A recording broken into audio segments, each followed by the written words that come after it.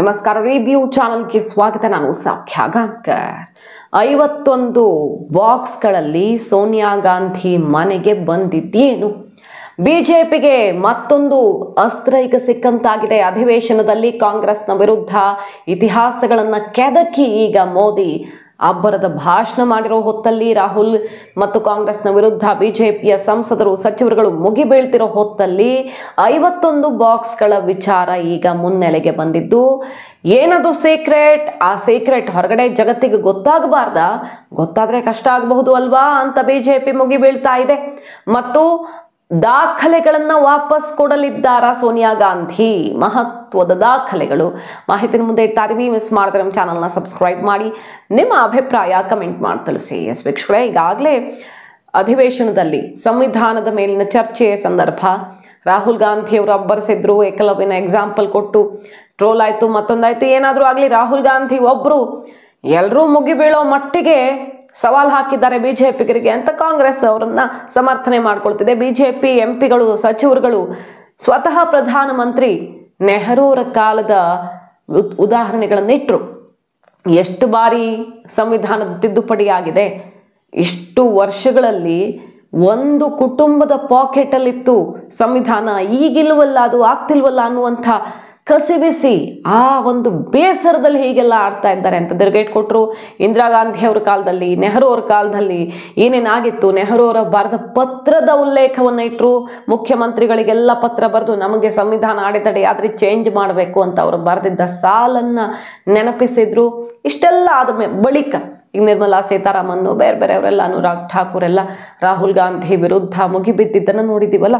ಈಗ ಇದೇ ಹೊತ್ತಲ್ಲಿ ಒಂದು ವಿಚಾರ ಮುನ್ನೆಲೆಗೆ ಬಂದಿದೆ. ಏನದು ಅಂತ ಕೇಳಿದ್ರೆ, ಪ್ರಧಾನಮಂತ್ರಿ ಮ್ಯೂಸಿಯಂನಿಂದ, ಅಂದರೆ PMML, prime ministers museum and library ಅಂತ, ಪ್ರತಿ ಪ್ರಧಾನಮಂತ್ರಿ ಆಯಾ ಕಾಲದಲ್ಲಿ ಯಾರ್ಯಾರಿದ್ರೋ ಅವ್ರಿಗೆ ಸಂಬಂಧಪಟ್ಟಂತಹ ವಿಶೇಷಗಳನ್ನೆಲ್ಲವನ್ನ ಶೇಖರಿಸಿ ಸಂರಕ್ಷಿಸುವಂತಹ PMML, ಇಲ್ಲಿಂದ ರಾಹುಲ್ ಗಾಂಧಿ ಅವ್ರಿಗೂ ಒಂದು ಸೂಚನೆ ಬಂದಿದೆ. ಏನದು? ಸೋನಿಯಾ ಗಾಂಧಿ ಅವ್ರಿಗೂ ಹೇಳಾಗಿತ್ತು, ಬಟ್ ಅವರು ಅದಕ್ಕೆ ರೆಸ್ಪಾಂಡೇ ಮಾಡಿಲ್ಲ. 51 ಬಾಕ್ಸ್ಗಳಲ್ಲಿ ಸೋನಿಯಾ ಗಾಂಧಿ ಅವ್ರ ಮನೆಗೆ ಹೋಗಿದ್ದೇನು, ಅದ್ರ ಸುತ್ತ ಈಗ ಚರ್ಚೆ ಶುರುವಾಗಿದೆ. ರಾಹುಲ್ ಗಾಂಧಿ ಅವರೇ ಸೋನಿಯಾ ಗಾಂಧಿ ಅವ್ರಿಗೆ ಹೇಳಿದ್ವಿ, ರೆಸ್ಪಾಂಡ್ ಮಾಡಿಲ್ಲ. ಈಗ ನೀವು ಪ್ರತಿಪಕ್ಷ ನಾಯಕರು ಬೇರೆ ಆಗಿದ್ದೀರಿ, ಜವಾಬ್ದಾರಿಯುತ ಸ್ಥಾನದಲ್ಲಿದ್ದೀರಿ, ಈ ಕೆಲಸವನ್ನು ನೀವಾದರೂ ಮಾಡ್ತಿರೋ ಇಲ್ವೋ ಅಂತ ಕೇಳ್ತಾ ಇದ್ದಾರೆ. ಬಿಜೆಪಿ ಅವರು ಮುಗಿಬೀಳ್ತಿದ್ದಾರೆ. PMML ಕಡೆಯಿಂದ ಕೂಡ ಲೆಟರ್ ಬಂದಿದೆ ರಾಹುಲ್ ಗಾಂಧಿ ಅವ್ರಿಗೆ. ಏನಂತ? Personal papers related to ex prime minister Jawaharlal Nehru, ಅದನ್ನು ತಗೊಂಡು ಹೋಗಲಾಗಿದೆ.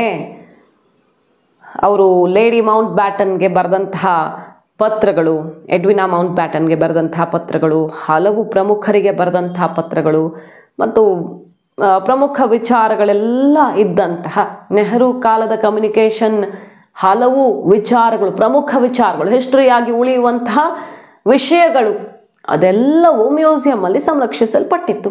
ಆದರೆ ಅದನ್ನು ಸೋನಿಯಾ ಗಾಂಧಿಯವರು ಎತ್ಕೊಂಡು ಬಂದಿದ್ದಾರೆ ಅನ್ನೋದು ವಿಚಾರ. 2008 ತನಕ ಏನು ಸಮಸ್ಯೆ ಆಗಿರಲಿಲ್ಲ. ಆದರೆ ಅದಾದ ಮೇಲೆ ಕೆಲವು ವಿಚಾರಗಳು ಹೊರಗಡೆ ಲೀಕ್ ಆಗಬಾರದು ಅಂತ ಹಾಗೆ ಮಾಡಿದ್ರ, ರಾಜಕೀಯ ನಾಯಕರ ಕೈಗೆ ಸಿಕ್ಕಲ್ಲಿ ಮುಂದೊಂದು ದಿನ ಇದು ಅಸ್ತ್ರವಾಗಬಹುದು ಅಂತ ಹೀಗೆ ಮಾಡಿದ್ರ ಗೊತ್ತಿಲ್ಲ. ಆರೋಪ ಕೇಳಿ ಬರ್ತಿರೋದು. ಸೋನಿಯಾ ಗಾಂಧಿ ಅವರ ಮನೆಗೆ 51 ಬಾಕ್ಸ್ಗಳು ಹೋಗುತ್ತಂತೆ. ಅದ್ರ ಬಗ್ಗೆ ಈಗ PMML ಕೂಡ ಹೇಳ್ತಾ ಇದೆ. ಮೊದಲು ಜವಾಹರ್ಲಾಲ್ ನೆಹರು ಅವ್ರಿಗೆ ಸಂಬಂಧಪಟ್ಟಂತಹ ಹಲವು ಇಂತಹ ದಾಖಲೆಗಳು ನಮ್ಮ ಬಳಿ ಇತ್ತು. ಆದರೆ 2008ರಲ್ಲಿ ತಗೊಂಡು ಹೋದ್ರು ಸೋನಿಯಾ ಗಾಂಧಿ ಅವರು, ಅಂದರೆ ಅವ್ರ ಮನೆಗೆ ಹೋಯ್ತು ಬಾಕ್ಸಲ್ಲಿ ಅಂತ. ಈಗ ಅದನ್ನೆಲ್ಲ ಹಿಂತಿರುಗಿಸಿ ಎಲ್ಲದರ ಕಾಪಿ ಬೇಕು, ಕೊನೆ ಪಕ್ಷ ನಮಗದರ ಸ್ಕ್ಯಾನ್ಡ್ ಕಾಪಿ ಬೇಕು, ಡಿಜಿಟಲೈಸ್ಡ್ ಫಾರ್ಮಲ್ ಆದರೂ ಪರವಾಗಿಲ್ಲ ನಮಗೆ. ಮತ್ತದು ಹೆರಿಟೇಜ್ ರೀತಿಯಲ್ಲಿ ಎಲ್ಲ ಕಾಪಾಡ್ಕೊಂಡು ಹೋಗಬೇಕಾಗಿರೋದು ಪ್ರತಿ ಪ್ರಧಾನಮಂತ್ರಿಗಳ ಅವಧಿ. ಅದರಲ್ಲೂ ಫಸ್ಟ್ ಪ್ರೈಮ್ ಮಿನಿಸ್ಟರ್ ಅಲ್ವಾ ನೆಹರು, ಅವ್ರಿಗೆ ಸಂಬಂಧಪಟ್ಟಂಥದ್ದನ್ನು ಸಂರಕ್ಷಿಸಬೇಕಾಗಿದೆ ಅಂತ ಹೇಳ್ತಿದ್ದಾರೆ. ಯಾರ್ಯಾರಿಗೆ ಸಂಬಂಧಪಟ್ಟಂತೆ ಲೆಟರ್ಗಳಿದ್ವು? ಪ್ರಮುಖವಾಗಿ Mountbatten, Edwina Mountbatten, Jayaprakash Narayan, Babu Jagjivan Ram ಇನ್ನಿತರರ ಜೊತೆಗಿನ ಸಂಬಂಧಪಟ್ಟಂತಹ ದಾಖಲೆಗಳು, ಪತ್ರಗಳು ಇದ್ವಂತೆ. ಹಾಗಾಗಿ ಇದನ್ನು ವಾಪಸ್ ಮಾಡಲೇಬೇಕು ನೀವು ಅಂತ ಹೇಳ್ತಿದ್ದಾರೆ. ಆದರೆ ಸೋನಿಯಾ ಗಾಂಧಿ ಅವರು ಹೇಳಿದ ಮೇಲೂ, ಲೆಟರ್ ಬಂದ ಮೇಲೂ ರೆಸ್ಪಾನ್ಸ್ ಕೊಟ್ಟಿಲ್ವಂತೆ. ಈಗ ರಾಹುಲ್ ಗಾಂಧಿ ಅವರೇ ನೀವಾದರೂ ಈ ಕೆಲಸವನ್ನು ಮಾಡಲೇಬೇಕು ಅಂತ PMML ಲೆಟರ್ ಅನ್ನ ಬರೆದಿರೋದು. ಈ ವಿಚಾರ ಹೊರಗಡೆ ಬರ್ತಾ ಇದ್ದ ಹಾಗೆ ಬಿಜೆಪಿ ಮುಗಿಬೀಳ್ತಿದೆ. ಅಮಿತ್ ಮಾಳವಿಯ ಬೇರೆ ಬೇರೆಯವರೆಲ್ಲ ಏನಿದೆ ಅದರಲ್ಲಿ ಕೆಲವು ಕಂಟೆಂಟ್ ಎಲ್ಲ ಸೆನ್ಸರ್ ಆಗಬೇಕಾಗುವಂಥದ್ದಿದೆ ಅನ್ಸುತ್ತೆ ಅಂತ ಈಗ ಹೊರಗಡೆ ಕೊಡೋ ಕೆಲಸ ಮಾಡ್ತೀರಾ ಇಲ್ವೋ ರಾಹುಲ್ ಗಾಂಧಿ ಅವರೇ? ಆ ಎಲ್ಲ ದಾಖಲೆಗಳನ್ನ PMMLಗೆ ಕೊಡ್ತಿರೋ ಇಲ್ವೋ, ಯಾವಾಗ ಕೊಡ್ತೀರಿ ಅಂತ ಕಾಲ ಎಳಿತಾ ಇದ್ದು. ಏನದ್ರಲ್ಲಿ ಮುಚ್ಚಿಡುವಂತಹ ವಿಚಾರಗಳಿದ್ದಾವೆ ಅಥವಾ ಸೆನ್ಸರ್ ಮಾಡುವಂತಹ ವಿಚಾರಗಳಿದ್ದಾವೆ ಅಂತ ಕೇಳ್ತಾ ಇದೆ. ಸರ್ಚ್ ಮಾಡಿದ್ರೆ ಕೆಲವು ಬುಕ್ಗಳಲ್ಲೆಲ್ಲ ಎಡ್ವಿನ್ ಮೌಂಟ್ ಬ್ಯಾಟನ್ ನೆಹರು ಅವರ ಬಗ್ಗೆ ಬರೆದಿರುವ ಸ್ವಾರಸ್ಯಕರ ವಿಚಾರಗಳಲ್ಲಿ ಸಿಗ್ತವೆ. ಹಾಗಾಗಿ ಏನೇನು ಆರೋಪಗಳು ಪ್ರತ್ಯಾರೋಪ ಏನೇ ಇರಲಿ ಇತಿಹಾಸದಲ್ಲಿ ನಡೆದು ಹೋಗಿರೋದು ಮುಗಿದು ಹೋಗಿರೋದು ಗೊತ್ತಿಲ್ಲ. ಆದರೆ ಬಿಜೆಪಿಗಂತೂ ಇದು ಅಸ್ತ್ರವಾಗಿ ಪರಿಣಮಿಸಿದೆ. ಯಾಕೆ ಎತ್ಕೊಂಡು ಹೋದ್ರಿ ನೀವು, ಅಂಥದ್ದೇನಿದೆ ಅದರಲ್ಲಿ ಅಂತ. ಮೊದಲೇ ಮೋದಿ ಅವರು ಹಳೆಯ ವಿಚಾರಗಳನ್ನು ತೆಗೆದು ಅಟ್ಯಾಕ್ ಮಾಡ್ತಿರೋ ಹೊತ್ತಲ್ಲೇ ಇದು ಸುದ್ದಿಗೆ ಬಂದಿರೋದು. ಕಾದು ನೋಡಬೇಕು ಆನ್ಸರ್ ಮಾಡ್ತಾರಾ ಈ ಬಗ್ಗೆ ರಾಹುಲ್ ಗಾಂಧಿ ಅವರು ಅನ್ನೋದನ್ನು. ಮತ್ತೊಂದು ಕಡೆ ನೋಡಿ, ಖರ್ಗೆ ಅವ್ರಿಗೂ ನಿರ್ಮಲಾ ಸೀತಾರಾಮನ್ ಅವ್ರಿಗೂ ಜೋರು ಜಟಾಪಟಿ ಆಗಿದೆ ರಾಜ್ಯಸಭೆಯಲ್ಲಿ. ನೆಹರು ಅವರು ವಾಕ್ ಸ್ವಾತಂತ್ರ್ಯದ ಹಕ್ಕನ್ನೇ ತಿದ್ದುಪಡಿಯ ಮೂಲಕ ಕಿತ್ತುಕೊಂಡ್ರು ಅನ್ನೋ ರೀತಿಯಲ್ಲಿ ವಾಗ್ದಾಳಿ ನಡೆಸ್ತಾರೆ. ನೆಹರು ಅವರು ಕಾಲಕ್ಕೂ ಯಾವ ರೀತಿ ಜನರನ್ನು ಅವರ ಹಕ್ಕುಗಳನ್ನೇ ಸಂಕುಚಿತ ಮಾಡಿದ್ದಾರೆ ಅನ್ನೋ ರೀತಿಯಲ್ಲಿ ಬಿಜೆಪಿ ವಾಗ್ದಾಳಿ ನಡೆಸ್ತಿದೆಯಲ್ಲ. ತಮಗೆ ಬೇಕಾದಂಗೆ ಸಂವಿಧಾನವನ್ನು ಬದಲಾಯಿಸ್ಕೊಳ್ತಾ ಬಂದಿದೆ ಕಾಂಗ್ರೆಸ್. ತಮ್ಮ ಪಾಕೆಟಲ್ಲಿ ಇಟ್ಕೊಂಡು ಓಡಾಡುವಂಥ ರೂಢಿ ಇವರದ್ದು ಅಂತೆಲ್ಲ ವಾಗ್ದಾಳಿ ನಡೆಸ್ತಿದ್ದಾರಲ್ಲ.